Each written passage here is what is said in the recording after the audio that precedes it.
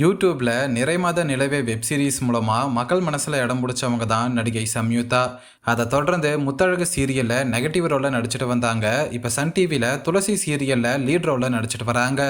இதொரு பக்கம் இருக்க, சம்யுக்தா மற்றும் விஷ்ணுகாந்தோட விவாகரத்து சர்ச்சை உங்கள பலருக்கும் தெரிஞ்சிருக்க வாய்ப்பு இருக்கு.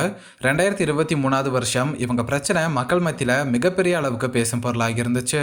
அந்த வகையில் கிட்டத்தட்ட 3 வருஷத்துக்கு அப்புறம் சம்யுக்தா ரீசெண்டாக ஒரு இன்டர்வியூவில் தன்னோட திருமண வாழ்க்கையினால ஏற்பட்ட பிரச்சனை பற்றியும் அதிலிருந்து எப்படி மூவ் ஆன் ஆகி வந்தாங்கன்றதை பற்றியும் பேசியிருக்காங்க. இப்போ இந்த இன்டர்வியூ தான் சோஷியல் மீடியாவில் வைரல் ஆகிட்டு இருக்கு.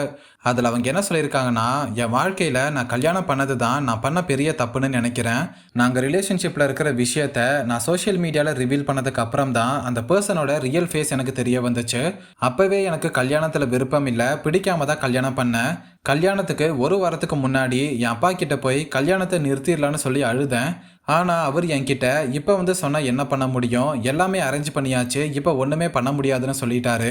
ஒருவேளை அந்த நேரத்தில் எனக்கு யாராவது சப்போர்ட் பண்ணியிருந்தா அப்போவே நான் கல்யாணத்தை ஸ்டாப் பண்ணியிருப்பேன்.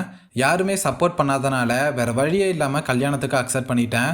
ஆனால் கல்யாணத்துக்கு அப்புறம் ரொம்ப மோசமாக நடந்துக்கிட்டாங்க, அதனால தான் டிவோர்ஸ் பண்ண முடிவெடுத்தேன். மேலும் நான் சோஷியல் மீடியா மூலமாக தான் ஃபேமஸ் ஆகியிருந்தேன். சோஷியல் மீடியாவில் ரிலேஷன்ஷிப்பில் இருக்கிறத ரிவீல் பண்ணிவிட்டு இப்போ கல்யாணத்தை நிறுத்திட்டா யாராவது தப்பாக பேசிடுவாங்களோன்னு பயந்துட்டு இருந்தேன். அதனாலையும் கல்யாணத்தை நிறுத்தாமல் விட்டுட்டேன். சோஷியல் மீடியாவில் ஜஸ்ட் ஃபோட்டோ தானே போட்டிருக்கோம், அதை டெலீட் பண்ணிட்டு போயிடலான்னு யோசிக்கிற அளவுக்கு இப்போ எனக்கு மெச்சூரிட்டி இருக்குது. கல்யாணமானப்போ எனக்கு 22 வயசு தான் ஆகியிருந்துச்சு. அதனால் அந்த நேரத்தில் எனக்கு மெச்சூரிட்டி இல்லை. ஒருவேளை இப்போ யோசிக்கிற மாதிரி அப்போவே யோசிச்சிருந்தா கண்டிப்பாக கல்யாணத்தை நிறுத்தியிருப்பேன்.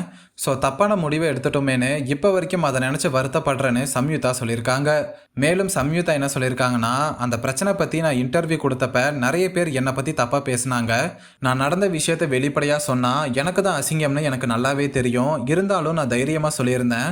ஆனால் இப்போ வரைக்கும் அந்த இன்டர்வியூவில் சொன்ன விஷயத்தை வச்சு எனக்கு கிண்டல் பண்ணுறாங்க. எதுக்கு இப்படி என்னை ஹர்ட் பண்ணுறாங்கன்னு புரியலை. அப்புறம் இந்த பிரச்சனை வந்தப்போ நான் ரொம்ப டிப்ரெஷனில் இருந்தேன். எனக்கு ஆறுதலாக இருக்க யாருமே இல்லை. கால் பண்ணி என்னோட பிரச்சனையை சொல்கிறதுக்கு கூட ஆள் இல்லாமல் இருந்தேன். ரொம்ப தனியாக இருந்தேன், ரொம்ப டிப்ரெஷனில் இருந்தேன். தற்கொலை பண்ணிக்கலான்ற அளவுக்கு யோசிச்சிருக்கேன். ஆனால் இன்னொரு பக்கம் என்னை பற்றி தப்பாக பேசினவங்க முன்னாடி நல்லா வாழ்ந்து காட்டணும். என்னை இப்படி பண்ணிட்டு போனவங்க இந்த மாதிரி பொண்ணை மிஸ் பண்ணிட்டோமேனு வருத்தப்படுற அளவுக்கு வாழ்ந்து காட்டணும்னு தோணுச்சு. அப்படி யோசிச்சது தான் இப்போ என்ன வாழ வைக்குது. இந்த பிரச்சனையிலேருந்து வெளியே வர்றதுக்கு எனக்கு பல மாதங்கள் ஆச்சு. நானே செல்ஃபாக ஹீல் ஆகி அதிலிருந்து வெளியே வந்தேன்னு ரொம்பவே வருத்தப்பட்டு சம்யுக்தா பேசியிருக்காங்க. சம்யுக்தாவோட இந்த இன்டர்வியூ தான் இப்போ சோஷியல் மீடியாவில் வைரல் ஆகிட்டு இருக்கு.